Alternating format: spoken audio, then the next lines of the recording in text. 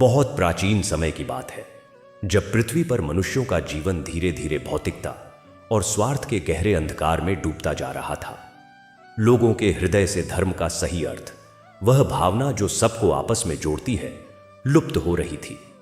लोग पूजा पाठ तो करते थे, मंदिरों में जाते थे, दान पुण्य का विधान निभाते थे, परंतु उन सब के पीछे का उद्देश्य केवल स्वार्थ सिद्ध रह गया था।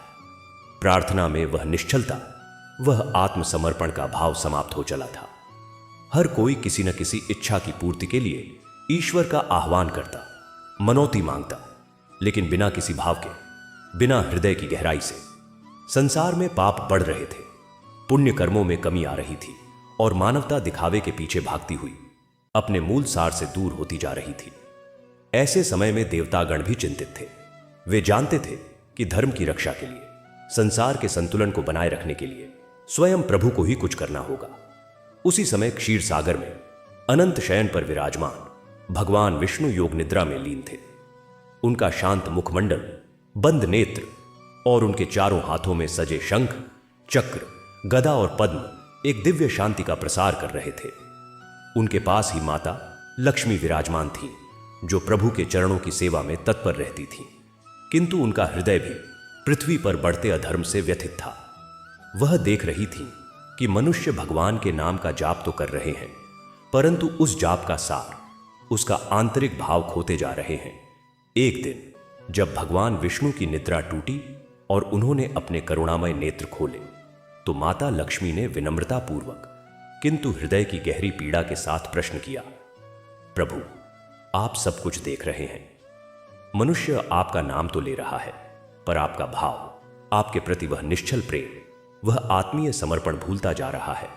वे केवल लेना चाहते हैं, देना नहीं। वे केवल फल चाहते हैं, कर्म का सुख नहीं। क्या आप स्वयं पृथ्वी पर जाकर उन्हें सही मार्ग नहीं दिखाएंगे? उनके हृदय में फिर से भक्ति की उस शुद्ध अग्नि को प्रज्वलित नहीं करेंगे? भगवान विष्णु मुस्कुराए। उनकी मुस्कान में समस्त ब्रह्मांड का ज्ञान, अनंत करुणा और एक गहन योजना छिपी थी।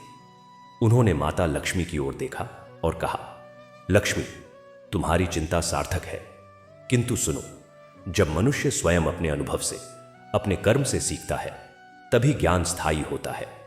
उपदेश देने मात्र से वह परिवर्तन नहीं आता जो एक जीवंत उदाहरण से आ सकता है। मैं स्वयं जाऊंगा, लेकिन एक साधारण रूप में। मैं उन्हें दिखाऊंगा कि सच्ची भक्ति क्या होती है, बिना किसी दिखावे के, बिना किसी इच्छा के। और मैं यह उसी के माध्यम से करूंगा जिसके हृदय में अभी भी थोड़ी सी ज्योति बची हुई है। यह कहकर भगवान विष्णु ने फिर से अपने नेत्र बंद कर लिए, किंतु अब उनकी योग निद्रा एक योजना का आरंभ थी।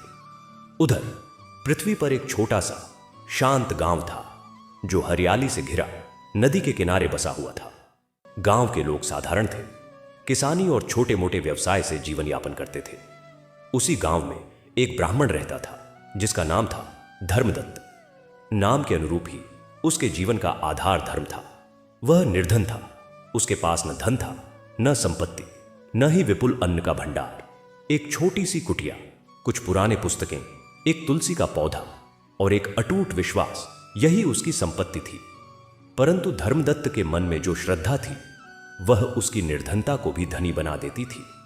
वह प्रतिदिन प्रभु का स्मरण करता, साधारण जल और फल से उनका भोग लगाता और अपने सामर्थ्य के अनुसार जो भी हो सके दान करता।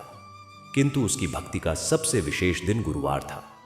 प्रत्येक गुरुवार को वह प्रातःकाल उठकर स्नान करता, स्वच्छ वस्त्र धारण करता और अपनी कुटिया के सामने लगे तुलसी के पौधे के समक्ष बैठ जाता। वह दिन भर उपवास रखता, केवल जल ग्रहण करता। तुलसी के आगे एक दीपक जलाता, जिसके लिए तेल भी कभी कभी पड़ोसियों से मांगना पड़ता, परंतु वह कभी नहीं चूकता।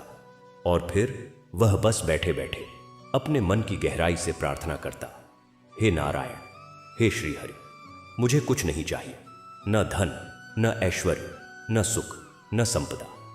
मुझे बस इतना देना कि मैं सदैव सही रास्ते पर चल सकूं, मेरा मन कभी भटके नहीं, मेरी बुद्धि सद्बुद्धि बनी रहे और मैं दूसरों के कल्याण के लिए कुछ कर सकूं, मेरी भक्ति में कोई कलंक न आए और मैं तुम्हें स्मरण करते हुए ही इस शरीर का त्याग करूं। यह प्रार्थना, यह भावना उसके जीवन का केंद्र थी। गांव के कुछ लोग उसकी इस साधारणता पर हंसते भी थे। कहते थे, अरे धर्मदत्त, इतनी पूजा पाठ करके भी तेरी दशा यही है। कभी किसी देवता से मांगता क्यों नहीं? कभी किसी वरदान की इच्छा क्यों नहीं करता? धर्मदत्त मुस्कुरा देता और कहता, भगवान जो देते हैं वही सबसे उत्तम है। मेरे पास जो है वही मेरे लिए पर्याप्त है। एक गुरुवार की प्रातः सूर्योदय होने को था। आकाश में लालिमा फैल रही थी और पक्षी चहचहा रहे थे। धर्मदत्त ने स्नान किया और तुलसी के सामने बैठकर दीपक जलाया। उस दिन घर में सचमुच अभाव था। रात का बचा हुआ थोड़ा सा आटा था जिससे उसकी पत्नी ने एक ही रोटी बनाई थी। वह रोटी उन दोनों के लिए थी, परंतु धर्मदत्त ने उपवास रखना था, इसलिए वह रोटी केवल उसकी पत्नी के लिए थी। दोपहर होते होते जब सूर्य आकाश में चमक रहा था, गांव की ओर एक अजनबी साधु आ रहा था। उसके शरीर पर पीले वस्त्र थे, सिर पर जटाएं थीं, माथे पर तिलक और आंखों में एक अद्भुत शांति और तेज था जो सामान्य साधुओं से भिन्न था। वह सीधे धर्मदत्त की कुटिया की ओर बढ़ा। धर्मदत्त उस समय तुलसी के सामने ध्यानमग्न बैठा था। साधु ने द्वार पर आवाज लगाई, कोई है? धर्मदत्त की पत्नी द्वार पर आई। साधु ने विनम्रतापूर्वक कहा, माता, क्या इस समय थोड़ा भोजन मिल सकता है? मुझे कई दिन से भूख लगी है। पत्नी असमंजस में पड़ गई। घर में तो केवल एक रोटी थी जो उसके लिए थी। वह धर्मदत्त के पास गई और धीरे से कहा, एक साधु आए हैं, भोजन मांग रहे हैं। हमारे पास तो केवल एक रोटी है। धर्मदत्त ने तुरंत उत्तर दिया, बिना एक क्षण की भी हिचकिचाहट के, दे दो। भगवान ने स्वयं हमारे द्वार पर भिक्षा मांगने आए हैं। इसे स्वीकार करने से बड़ा सौभाग्य और क्या होगा? यह कहकर वह स्वयं उठा और उस एक रोटी को एक पात्र में रखकर थोड़ा सा जल लेकर साधु के पास गया। उसने वह रोटी और जल साधु के हाथों में देते हुए कहा, प्रभु, यह सब मेरे पास है, कृपया स्वीकार करें। मेरी कुटिया आपके चरणों से पवित्र हो गई। साधु ने रोटी ली और धर्मदत्त की ओर देखा। उसकी आंखों में कोई क्षुधा नहीं, कोई लालसा नहीं थी, बल्कि एक गहरी जिज्ञासा और प्रेम था। उसने पूछा, वत्स, तुमने मुझे यह रोटी दे दी तो तुम क्या खाओगे? तुम्हारा उपवास है क्या? धर्मदत्त बोला, महाराज, आज गुरुवार है, मैं उपवास रखता हूं। मेरी पत्नी के लिए यह रोटी थी, परंतु उसने भी अब जल पीकर उपवास रखने का निश्चय किया है। भगवान हमारा पालन करेंगे, आप भी उन्हीं का रूप है। साधु ने रोटी का एक टुकड़ा मुंह में रखा और फिर मुस्कुराया। यह मुस्कुराहट सामान्य नहीं थी। यह ऐसी थी मानो हजारों सूर्य एक साथ प्रकाशित हो उठे हों। उसके पीले वस्त्र चमकने लगे, उसकी जटाओं से दिव्य प्रकाश की किरणें निकलने लगी। कुटिया का वातावरण एक अलौकिक शांति और आनंद से भर गया। धर्मदत्त और उसकी पत्नी आश्चर्यचकित होकर देख रहे थे, और तभी एक क्षण में साधु का रूप बदल गया। वहां अब एक दिव्य पुरुष खड़ा था, 4 भुजाओं वाला। एक हाथ में शंख, दूसरे में चक्र, तीसरे में गदा और चौथे में पद्म धारण किए हुए। मस्तक पर मुकुट सुशोभित था, कानों में कुंडल, गले में वनमाला और वक्षस्थल पर श्रीवत्स का चिन्ह। आंखें करुणा और प्रेम से भरी हुई थीं। वह स्वयं भगवान विष्णु थे। पूरी कुटिया दिव्य ज्योति से भर गई। तुलसी का पौधा हरा हरा चमकने लगा। वायु में मंत्रों का गुंजन होने लगा। धर्मदत्त और उसकी पत्नी का हृदय भक्ति के आनंद से उमड़ पड़ा। वे दोनों रोते हुए, आंसू बहाते हुए भगवान के चरणों में गिर पड़े। उनके मुख से शब्द नहीं निकल रहे थे, केवल हृदय से उमड़ता हुआ प्रेम और आश्चर्य था। भगवान विष्णु ने अपना हाथ बढ़ाया और धर्मदत्त के सिर पर स्नेह से रख दिया। उनकी वाणी में समस्त ब्रह्मांड का संगीत था। उठो वत्स, उठो मेरे सच्चे भक्त, तुमने आज परीक्षा पास कर ली। तुमने यह सिद्ध कर दिया कि सच्ची भक्ति धन संपदा से नहीं, बल्कि त्याग और शुद्ध भाव से होती है। धर्मदत्त ने आंखें उठाई। भगवान का दर्शन करते हुए वह कांप रहा था। वह बोला, प्रभु, मैं अत्यंत अल्पज्ञ हूं। मुझसे कोई अपराध तो नहीं हुआ। मैंने तो केवल वही किया जो मेरा धर्म था। आपने इस निर्धन के घर में पधारकर मुझ पर अत्यंत कृपा कर दी। भगवान विष्णु मुस्कुराए। वत्स, अपराध क्या हो सकता है? तुमने बिना किसी स्वार्थ के, बिना किसी इच्छा के अपनी अंतिम रोटी भी दान कर दी। तुमने मुझे केवल मेरे लिए ही पूजा, किसी प्रत्युत्तर की आशा के बिना। यही तो सच्ची भक्ति है। जो मनुष्य गुरुवार को मुझे ऐसे ही शुद्ध भाव से स्मरण करता है, उसके जीवन का सारा अंधकार, सारी चिंताएं, सारे दुख स्वयं ही दूर हो जाते हैं। मैं उसके हृदय में निवास करने लगता हूं। तुमने आज केवल अपना कल्याण ही नहीं किया, बल्कि इस संपूर्ण गांव, इस धरती के लिए एक उदाहरण प्रस्तुत किया है। इतना कहकर भगवान विष्णु ने अपना दिव्य हाथ फिर से धर्मदत्त के सिर पर रखा और वरदान दिया, मेरे प्रिय भक्त, आज से तुम्हारे घर में कभी अभाव नहीं रहेगा, न धन का, न अन्न का, न सुख का। तुम्हारी यह श्रद्धा, यह निश्चल प्रेम आने वाली पीढ़ियों के लिए एक ज्योति स्तंभ बनेगा। लोग तुम्हारे उदाहरण से सीखेंगे कि भगवान को पाने के लिए बड़े बड़े यज्ञों या विशाल दान की आवश्यकता नहीं, बल्कि एक छोटे से हृदय में बसी शुद्ध भावना ही पर्याप्त है। और स्मरण रखो, मैं तुम्हारे साथ हूं, हर पल, हर क्षण। यह कहकर भगवान विष्णु ने एक बार फिर अपने दिव्य रूप का दर्शन कराया और फिर धीरे धीरे उनका तेज कुटिया में समा गया। वे अंतर्धान हो गए, परंतु उनकी उपस्थिति की अनुभूति वहां सदैव के लिए बस गई। धर्मदत्त और उसकी पत्नी घंटों तक भगवान के चरणों के स्पर्श को अनुभव करते रहे, आंसू बहाते रहे। जब यह बात गांव में फैली तो सभी लोग आश्चर्यचकित रह गए। जो लोग धर्मदत्त की साधारणता पर हंसा करते थे, वे अब लज्जित थे। वे समझ गए कि भगवान किसी के बाहरी रूप रंग या संपदा को नहीं, बल्कि हृदय की शुद्धता को देखते हैं। धर्मदत्त के घर में वास्तव में अभाव समाप्त हो गया। उसकी निर्धनता धन में परिवर्तित नहीं हुई, बल्कि उसने एक नया अर्थ पा लिया। लोग उसके पास आने लगे, उससे आशीर्वाद लेने लगे, उसकी भक्ति की कथा सुनने लगे और सबसे महत्वपूर्ण बात, गांव में एक नई परंपरा का आरंभ हुआ। प्रत्येक गुरुवार को संध्या के समय गांव के सभी लोग एकत्रित होते धर्मदत्त के घर के सामने तुलसी के पौधे के पास। वहां वे मिलकर भगवान विष्णु की कथा सुनते, भजन गाते और धर्मदत्त से उस दिव्य दर्शन की बात सुनते। धीरे धीरे गांव का वातावरण बदलने लगा। लोगों के बीच के झगड़े कम होने लगे, स्वार्थ की भावना कम होकर परोपकार की भावना बढ़ने लगी। लोग दान देने लगे, निस्वार्थ भाव से एक दूसरे की सहायता करने लगे। गांव में सुख और शांति का वास हो गया। वह गांव एक आदर्श बन गया और आसपास के गांवों से भी लोग वहां आने लगे इस शांति और भक्ति का अनुभव करने के लिए। धर्मदत्त का जीवन लंबा और सार्थक हुआ। उसने अपने अंतिम समय तक प्रभु का स्मरण किया और एक दिन, गुरुवार के दिन ही, भगवान विष्णु की कथा सुनाते सुनाते उसने अपने नश्वर शरीर का त्याग कर दिया। कहते हैं कि उस समय भी कुटिया में एक दिव्य प्रकाश फैल गया था और भगवान के दर्शन हुए थे।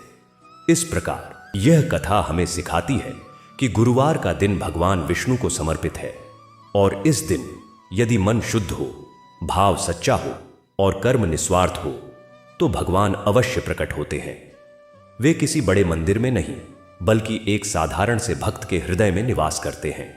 उन्हें भोग चाहिए नहीं, चाहिए तो केवल प्रेम। उन्हें दान चाहिए नहीं, चाहिए तो केवल समर्पण। और जब एक बार वे प्रसन्न हो जाते हैं तो भक्त के जीवन के सारे मार्ग प्रकाशित हो जाते हैं, सारे कष्ट दूर हो जाते हैं और उसका अस्तित्व ही एक सेवा का, प्रेम का प्रसाद बन जाता है। इसलिए हे मनुष्य, तू भी अपने हृदय को शुद्ध कर, निश्चल भाव से प्रभु का स्मरण कर। गुरुवार के दिन उपवास रख, तुलसी को जल अर्पित कर और दीपक जलाकर बस इतना कह, हे नारायण, मुझे तुझसे कुछ नहीं चाहिए, बस तू मुझे सद्बुद्धि दे ताकि मैं सदैव सत्य के मार्ग पर चल सकूं। और देख, तेरा जीवन भी धर्मदत्त के समान ही दिव्य आनंद से भर जाएगा। भगवान विष्णु की कृपा सदैव तेरे साथ रहेगी, हर पल, हर क्षण। ओम नमो नारायणाय। पिछली कथा का विस्तार नए प्रसंगों और गहन भावों के साथ उस दिव्य घटना के बाद का समय था। धर्मदत्त और उसकी पत्नी शांति देवी का जीवन वहीं रहा, किंतु अब उनकी कुटिया केवल मिट्टी और छप्पर की बनी एक संरचना नहीं रह गई थी। वह एक तीर्थ थी, एक स्थान जहां दिव्यता स्पर्श कर चुकी थी। गांव वाले अब उन्हें साधारण ब्राह्मण दंपति के रूप में नहीं, बल्कि भगवान विष्णु के प्रिय भक्तों के रूप में देखते थे। किंतु धर्मदत्त का हृदय वही था, नम्र, निश्चल और निर्लिप्त। भगवान के दर्शन और वरदान ने उसमें अहंकार नहीं, बल्कि और गहन कृतज्ञता भर दी थी।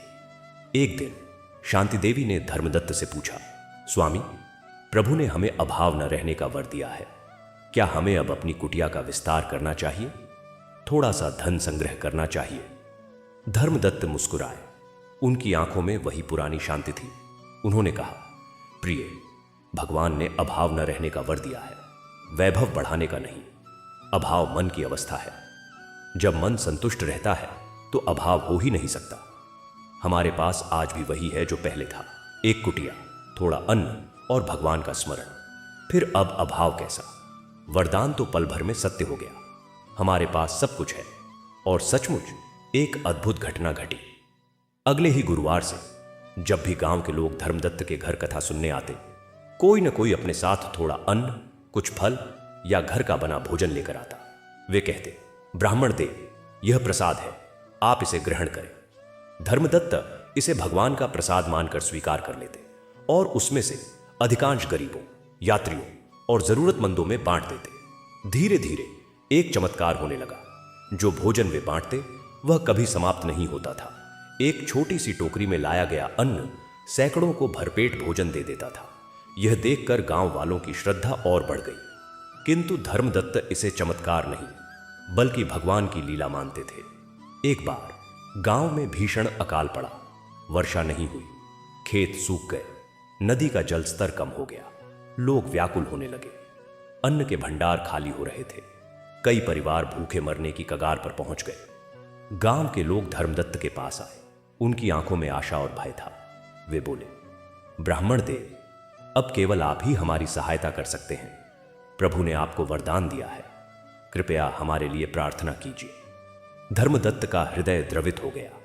उन्होंने कहा, भाइयों, मैं तो एक साधारण भक्त हूं, प्रभु की कृपा सब पर है। आओ हम सब मिलकर इस गुरुवार को एक विशेष प्रार्थना करें।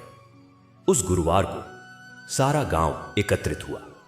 धर्मदत्त ने तुलसी के सामने एक बड़ा दीपक जलाया और सबने मिलकर भगवान विष्णु का आह्वान किया। धर्मदत्त ने प्रार्थना की, हे प्रभु, हे पालनहार, ये सब तेरे ही बच्चे हैं। इनकी पीड़ा देखकर मेरा हृदय विचलित हो रहा है। यदि मुझ पर तेरी थोड़ी सी कृपा है तो कृपा इन पर भी बरसा दे। इनके खेतों में हरियाली लौटा दे। इनके घरों में अन्न का भंडार भर दे। मैं तुझसे कुछ नहीं मांगता, केवल इतना कि तू इनकी व्यथा हर ले। प्रार्थना समाप्त होते ही आकाश में बादल घिर आए। एक सुगंधित शीतल हवा चलने लगी और फिर मूसलाधार वर्षा होने लगी। यह कोई सामान्य वर्षा नहीं थी। बूंदों में एक मधुरता थी, एक पोषण शक्ति थी। जहां भी यह जल गिरता, सूखी धरती हरी भरी हो उठती। लोग आनंद से नाच उठे। उसी रात एक और आश्चर्य हुआ। गांव के हर घर के अन्न के पात्र जो खाली थे वे रातों रात भर गए। सुबह जब लोग उठे तो देखा कि उनके घरों में अनाज, दालें, घी सब कुछ पर्याप्त मात्रा में है, मानो किसी अदृश्य हाथ ने भर दिया हो। गांव में हर्ष की लहर दौड़ गई। सबने माना कि यह धर्मदत्त की निश्चल प्रार्थना और भगवान विष्णु की असीम कृपा का प्रतिफल था। इस घटना के बाद धर्मदत्त की ख्याति दूर दूर तक फैल गई। दूसरे गांवों, दूसरे नगरों से लोग उनके दर्शन के लिए आने लगे। कुछ लालची और स्वार्थी लोग भी आते जो केवल भौतिक वरदान पाना चाहते थे। धर्मदत्त हर किसी से समान प्रेम से मिलते, किंतु उनका संदेश एक ही रहता, भगवान को भोग से नहीं, भाव से प्रसन्न किया जा सकता है। वरदान मांगने से अच्छा है कि तुम उनकी भक्ति का वरदान मांगो। एक बार एक धनवान सेठ आया। उसने धर्मदत्त के सामने बहुत सा धन रख दिया और कहा, महात्मा जी, मैं संतानहीन हूं, मुझे पुत्र का वरदान दीजिए। यह सारा धन आपका है। धर्मदत्त ने धन की ओर देखा भी नहीं। वे बोले, सेठ जी, भगवान बाजार में बिकने वाली वस्तु नहीं है। वरदान तो वे दे सकते हैं, किंतु वह तभी संभव है जब तुम्हारा हृदय शुद्ध हो, तुम्हारी भक्ति निश्चल हो। यह धन ले जाओ और गरीबों में बांट दो। फिर निष्ठापूर्वक प्रभु का स्मरण करो, वे अवश्य तुम्हारी सुनेंगे। सेठ ने ऐसा ही किया और 1 वर्ष बाद उसे पुत्र रत्न की प्राप्ति हुई। वह फिर से धर्मदत्त के पास आया, किंतु इस बार धन लेकर नहीं बल्कि भक्तिभाव से प्रणाम करने आया था। समय बीतता गया। धर्मदत्त और शांति देवी वृद्ध होने लगे, किंतु उनकी दिनचर्या में कोई परिवर्तन नहीं आया। प्रतिदिन प्रातः जल्दी उठना, स्नान, पूजा और गुरुवार को विशेष उपवास एवं कथा। एक गुरुवार धर्मदत्त ने महसूस किया कि उनका शरीर अब अधिक साथ नहीं देगा। उन्होंने शांति देवी से कहा, प्रिय, मेरा समय पूरा होने वाला है। मुझे लगता है इस गुरुवार को प्रभु मुझे बुला रहे हैं। शांति देवी की आंखों में आंसू आ गए, किंतु उन्होंने कहा, जो प्रभु की इच्छा। उस गुरुवार को धर्मदत्त ने विशेष रूप से स्नान किया, स्वच्छ वस्त्र पहने और तुलसी के सामने बैठ गए। गांव के लोग, जैसी की परंपरा थी, कथा सुनने एकत्रित हुए। धर्मदत्त ने उस दिन भगवान विष्णु के समस्त अवतारों की कथा सुनाई। मत्स्य, कूर्म, वराह, नृसिंह, वामन, परशुराम, राम, कृष्ण, बुद्ध और कल्कि की। उनकी वाणी में एक अलौकिक शक्ति थी, मानो स्वयं भगवान उनके माध्यम से बोल रहे हों। कथा के अंत में उन्होंने सबको आशीर्वाद दिया और कहा, मेरे भाइयों और बहनों, मैं तुमसे विदा लेता हूं।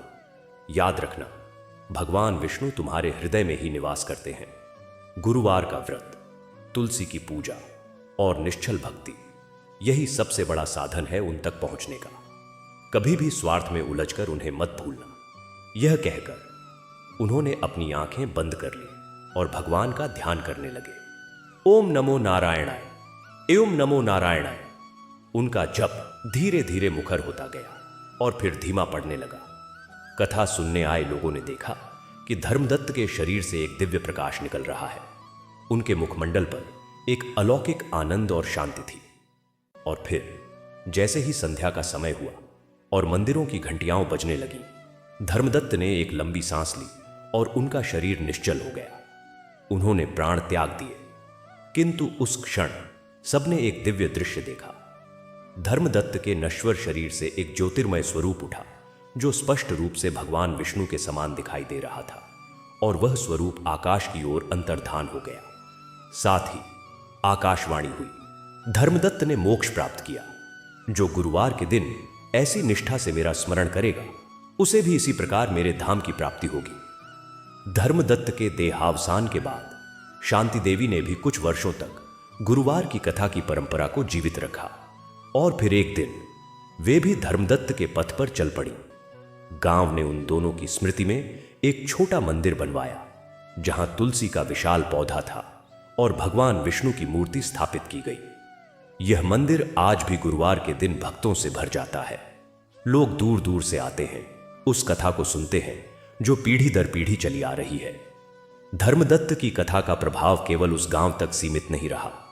पड़ोस के गांवों में भी लोगों ने गुरुवार का व्रत रखना, तुलसी की पूजा करना और निश्चल भाव से भगवान का स्मरण करना शुरू कर दिया। देखते ही देखते पूरे क्षेत्र में एक आध्यात्मिक क्रांति सी आ गई। लोगों ने महसूस किया कि सच्चा सुख भौतिक संपदा में नहीं, बल्कि आंतरिक शांति और भगवत भक्ति में है। चोरी, झूठ, लड़ाई झगड़े कम होने लगे। लोगों के हृदय में दया और परोपकार की भावना जागृत हुई। कई वर्षों बाद एक युवक, जिसका नाम विष्णुदत्त था, उस गांव में आया। वह एक विद्वान ब्राह्मण था, किंतु उसके मन में अहंकार और जड़ता थी। वह केवल शास्त्रार्थ करना जानता था, भक्ति का भाव नहीं। उसने धर्मदत्त की कथा सुनी, किंतु उसके मन में संदेह था। वह बोला, यह सब कल्पना है। भगवान किसी को रोटी देने मात्र से प्रकट नहीं हो सकते। गांव के लोगों ने उसे समझाया, किंतु वह नहीं माना। एक गुरुवार को जब सब लोग कथा सुन रहे थे, विष्णुदत्त भी वहां बैठ गया, मन ही मन उपहास करते हुए। कथा के बीच में अचानक आकाश में बादल छा गए और भयंकर वर्षा होने लगी। लोग मंदिर में शरण लेने लगे। विष्णुदत्त भी भीग रहा था। तभी उसने देखा कि मंदिर के बाहर तुलसी के पौधे के नीचे एक वृद्ध साधु बैठा है, जो भीग रहा है। विष्णुदत्त के मन में दया आई। उसने अपना छाता उस साधु की ओर बढ़ा दिया और स्वयं भीगता रहा। साधु ने छाता ले लिया और मुस्कुराकर विष्णुदत्त की ओर देखा। उसकी आंखों में वही तेज था जो धर्मदत्त के समय में देखा गया था। साधु बोला, वत्स, तुम्हारे मन में अहंकार है, किंतु दया भी है। दया ही तो भक्ति का प्रथम सोपान है।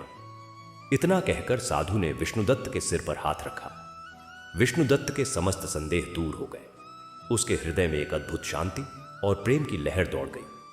उसने साधु के चरण पकड़ लिए और जब उसने आंखें उठाईं तो साधु अंतर्धान हो चुका था। विष्णुदत्त समझ गया। उसने उसी दिन से गुरुवार का व्रत रखना शुरू कर दिया और एक महान भक्त बन गया। उसने धर्मदत्त की कथा को लिपिबद्ध किया ताकि आने वाली पीढ़ियां भी इससे प्रेरणा ले सके। इस प्रकार यह कथा सदियों से चली आ रही है और आज भी जब कोई भक्त निष्ठापूर्वक गुरुवार का व्रत रखता है, तुलसी को जल अर्पित करता है और भगवान विष्णु का स्मरण करता है, तो माना जाता है कि धर्मदत्त की भक्ति का प्रतिफल उस पर भी बरसता है। भगवान विष्णु की कृपा सदैव उन पर बनी रहती है जो निश्चल भाव से, बिना किसी स्वार्थ के, केवल प्रेम के वशीभूत होकर उनकी शरण लेते हैं। और इसलिए हे मनुष्य, तू भी अपने जीवन के हर गुरुवार को एक नए प्रारंभ के रूप में ले। उपवास रख, मन को शुद्ध कर, तुलसी के पौधे को नमन कर और भगवान विष्णु के उस नारायण मंत्र का जाप कर जो सभी मंत्रों का सार है। अपने हृदय से सभी इच्छाओं, सभी लालसाओं को निकाल फेंक और बस एक ही इच्छा रख। अपने हृदय से सभी इच्छाओं, सभी लालसाओं को निकाल फेंक और बस एक ही इच्छा रख कि हे प्रभु, मुझे तेरा सच्चा भक्त बना दे। तेरे प्रति मेरी भक्ति अटल रहे और देख कैसे तेरा जीवन भी दिव्य प्रकाश से भर जाएगा। तेरे सारे कष्ट दूर होंगे, तेरे मार्ग की सभी बाधाएं हट जाएंगी और तुझे एक ऐसी शांति की अनुभूति होगी जो समस्त भौतिक सुखों से परे है। भगवान विष्णु सदैव तेरे साथ है, तेरे हृदय में, तेरी सांसों में, तेरे हर कर्म में। बस तुझे अपने अहंकार के पर्दे को हटाना है और उनके दिव्य प्रकाश को अपने अंदर प्रवेश करने देना है। गुरुवार का यह पावन दिन उसी प्रकाश के द्वार खोलने का दिन है। इसीलिए आओ हम सब मिलकर भगवान विष्णु का स्मरण करें और उनसे प्रार्थना करें कि वे हमारे हृदयों में भी धर्मदत्त जैसी निश्चल भक्ति का बीज बो दें। ओम नमो भगवते वासुदेवाय, ओम नमो नारायणाय, श्री कृष्णाय शुभम करोतु। इस प्रकार धर्मदत्त की कथा पूर्ण हुई, जो गुरुवार के व्रत और भगवान विष्णु की भक्ति के महत्व का एक जीवंत, विस्तृत और भावपूर्ण वर्णन है। यह कथा न केवल एक घटना का ब्यौरा है, बल्कि भक्ति के सच्चे स्वरूप, त्याग के महत्व और ईश्वरीय कृपा की सर्वव्यापकता का एक गहरा दार्शनिक संदेश भी समेटे हुए है। कथा का और विस्तार एवं नए प्रसंग, समय की गति अविराम थी। धर्मदत्त और शांति देवी के देहांत के पश्चात भी उनकी कुटिया का स्थान और वह तुलसी का पौधा एक जीवित तीर्थ बना रहा। लोगों का विश्वास था कि भगवान विष्णु की कृपा का प्रवाह वहां से कभी रुका नहीं, बस उसका स्वरूप बदला। अब प्रकट दर्शन तो नहीं होते थे, किंतु भक्तों के हृदय में होने वाली आनंद की अनुभूति, उनकी प्रार्थनाओं का शीघ्र फल मिलना और वहां के वातावरण में व्याप्त शांति उस दिव्य स्पर्श की निरंतर उपस्थिति का प्रमाण थी। गांव का नाम ही बदल गया था। लोग अब उसे धर्मधाम या गुरुवारपुरी कहने लगे थे। दूर दूर से यात्री आते, उस पवित्र तुलसी के पौधे के दर्शन करते और गुरुवार के दिन वहां होने वाली कथा में बैठते। कथा अब केवल धर्मदत्त की घटना तक सीमित नहीं रह गई थी। उसमें भगवान विष्णु के सभी अवतारों, सभी लीलाओं का वर्णन होता और विशेष रूप से उन भक्तों की कथाएं सुनाई जाती जिन्होंने निश्चल भाव से प्रभु को पाया था। प्रहलाद, ध्रुव, अम्बरीश और विभीषण की कथाएं। कई वर्षों बाद एक घटना और घटी जिसने इस स्थान की महिमा को और बढ़ा दिया। गांव में एक निर्धन विधवा रहती थी। नाम था सुभद्रा। उसका एक ही पुत्र था जो गंभीर रूप से बीमार पड़ गया। वैद्यों ने जवाब दे दिया। सुभद्रा का हृदय टूट रहा था। वह धर्मदत्त के मंदिर में गई और तुलसी के सामने फूट फूट कर रोने लगी। उसने कहा, हे प्रभु, मैं धर्मदत्त की तरह महान भक्त नहीं हूं। मेरा ज्ञान भी नहीं है। मेरे पास देने के लिए कुछ भी नहीं है। मेरे पास तो केवल यह ममता है, यह प्रेम है अपने पुत्र के लिए। यदि तुम्हें यह स्वीकार है तो इसे ले लो और मेरे बच्चे को जीवन दान दो। मैं प्रतिज्ञा करती हूं कि जीवन भर हर गुरुवार को तुम्हारी कथा सुनूंगी और तुम्हारा नाम लूंगी। उस रात सुभद्रा को स्वप्न आया। धर्मदत्त उसके सामने प्रकट हुए, मुस्कुराते हुए। उन्होंने कहा, बेटी, तेरा मात्र प्रेम ही तो सबसे बड़ा दान है, सबसे शुद्ध भाव है। भगवान तेरी पीड़ा देख रहे हैं। जा, तुलसी के पौधे के नीचे की मिट्टी ले जा और अपने पुत्र के मस्तक पर लगा दे। सुभद्रा ने ऐसा ही किया। उसने वह पवित्र मिट्टी ली और अपने बेटे के माथे पर लगा दी। आश्चर्य! कुछ ही घंटों में बच्चे का तेज बुखार उतर गया और वह ठीक होने लगा। यह चमत्कार पूरे गांव में फैल गया। लोगों ने समझा कि भगवान विष्णु और उनके भक्त धर्मदत्त की कृपा अभी भी सक्रिय है, विशेषकर उन पर जो निस्सहाय और निश्चल हृदय से उनकी शरण लेते हैं। इस घटना के बाद गांव के लोगों ने मिलकर एक छोटा सा आश्रम बनवाया, जहां यात्रियों के ठहरने और भोजन की व्यवस्था थी। इसकी देखरेख एक समिति करती थी, जिसमें गांव के बुजुर्ग और धार्मिक प्रवृत्ति के लोग शामिल थे। इस आश्रम का नाम रखा गया श्री धर्मदत्त अन्न क्षेत्र। यहां हर गुरुवार को बिना किसी भेदभाव के सभी को भरपेट भोजन दिया जाता था, और एक अद्भुत बात यह थी कि चाहे कितने भी यात्री आ जाएं, भोजन की कमी कभी नहीं पड़ती थी। रसोइये गवाही देते थे कि कई बार लगता था कि चावल या दाल कम पड़ जाएगी, किंतु जब वे हांडी में डालते तो वह अपने आप भर जाती। यह भगवान की अनुकंपा का निरंतर प्रवाह था। समय बीतता गया और गांव की यह ख्याति राज्य के राजा तक पहुंची। राजा शुरुआत में संदेह से भरा हुआ था। उसे लगा कि यह सब लोगों को बरगलाने की एक चाल है।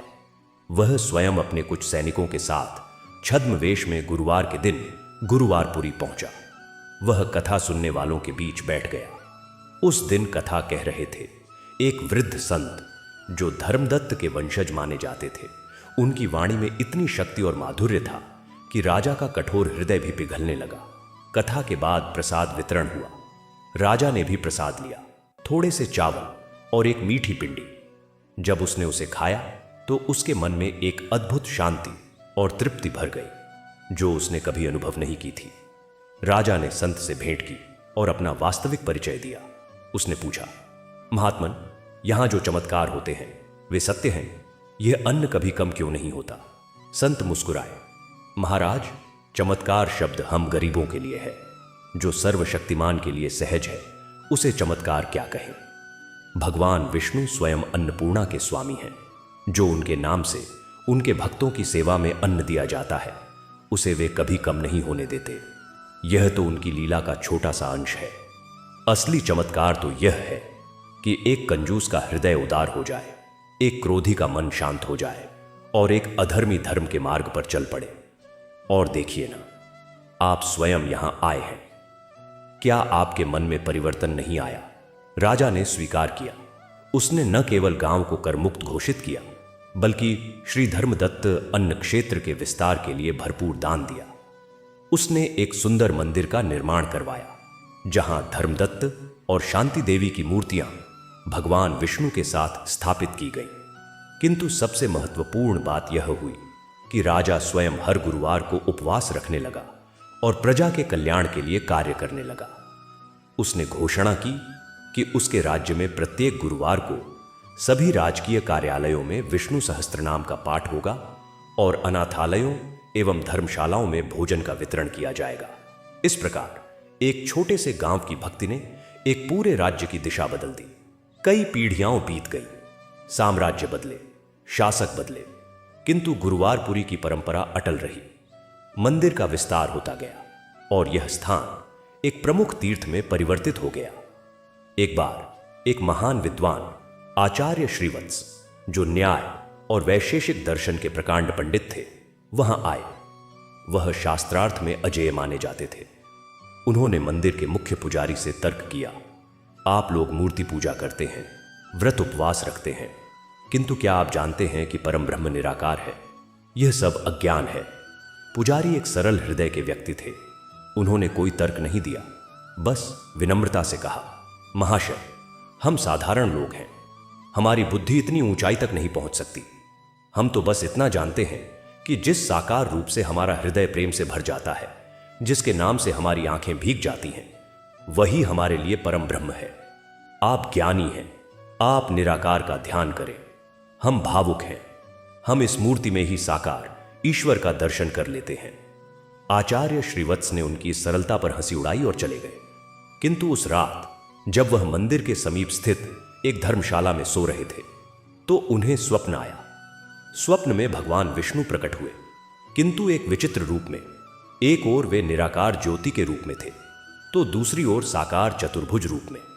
और उन्होंने कहा, हे पंडित, तू जिस निराकार की बात करता है वह मैं हूं, और जिस साकार का ये साधारण भक्त पूजन करते हैं वह भी मैं हूं। क्या सागर की एक बूंद सागर नहीं है? क्या अग्नि का एक कण अग्नि नहीं है? मैं साकार भी हूं, निराकार भी। मेरी भक्ति के लिए न तो केवल ज्ञान चाहिए, न केवल भाव चाहिए, तो सहज समर्पण। देख, उस साधारण पुजारी का हृदय कितना शुद्ध है। उसने तेरे तर्कों का प्रतितर्क नहीं दिया, क्योंकि उसके पास तर्क नहीं थे। उसके पास तो केवल मेरे प्रति प्रेम था। और क्या तू जानता है, मेरे लिए यह प्रेम तेरे सभी ज्ञान से बढ़कर है। आचार्य श्रीवत्स की नींद टूट गई। वह अत्यंत विचलित हुए। प्रातःकाल वह सीधे मंदिर पहुंचे। उस दिन गुरुवार था। कथा का आयोजन हो रहा था। आचार्य ने सबके सामने अपनी भूल स्वीकार की। उन्होंने कहा, मैं ज्ञान के अहंकार में अंधा हो गया था। मैंने भावना के महत्व को नहीं पहचाना। आज मैं समझ गया हूं कि भगवान तक पहुंचने का मार्ग हृदय से होकर जाता है, केवल बुद्धि से नहीं। उस दिन से आचार्य श्रीवत्स भी गुरुवारपुरी में रहने लगे। उन्होंने अपना समस्त ज्ञान भगवान विष्णु की भक्ति के अधीन कर दिया और गुरुवार की कथाओं को एक नया दार्शनिक आयाम प्रदान किया। उन्होंने लिखा, भावना ही वह नौका है जो भवसागर पार करा सकती है। और गुरुवार का व्रत, तुलसी का पूजन तथा विष्णु सहस्त्रनाम का पाठ, यह तीनों उस नौका के दृढ़ पाल हैं। कालांतर में जब देश पर विदेशी आक्रमणकारियों का आक्रमण हुआ तो कई मंदिर नष्ट किए गए। गुरुवारपुरी का मंदिर भी खतरे में था। किंतु तब एक और चमत्कारिक घटना हुई। कहते हैं, जब आक्रमणकारी सेना मंदिर तक पहुंची तो उन्होंने देखा कि मंदिर के चारों ओर एक अदृश्य अग्नि श्रृंखला है जो उन्हें अंदर जाने से रोक रही है। उनके सभी अस्त्र शस्त्र निष्क्रिय हो गए और तभी मंदिर के शिखर से एक तेजस्वी पुरुष प्रकट हुआ, जिसके हाथ में एक चक्र चमक रहा था। सेना भयभीत होकर वापस लौट गई। मंदिर सुरक्षित रहा।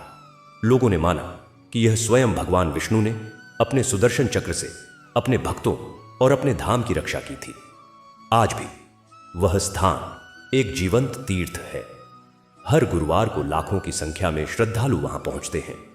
मंदिर परिसर में वह तुलसी का पौधा अब एक विशाल वृक्ष बन चुका है, जिसकी शाखाएं फैली हुई हैं। लोग उसकी पत्तियों को प्रसाद के रूप में ग्रहण करते हैं।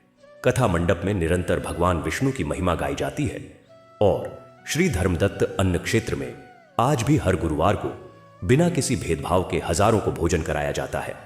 यहां आने वाले हर भक्त का अनुभव होता है कि इस स्थान की मिट्टी में एक विशेष शक्ति है, एक शांति है जो उसके मन के तनाव और दुख को धो देती है।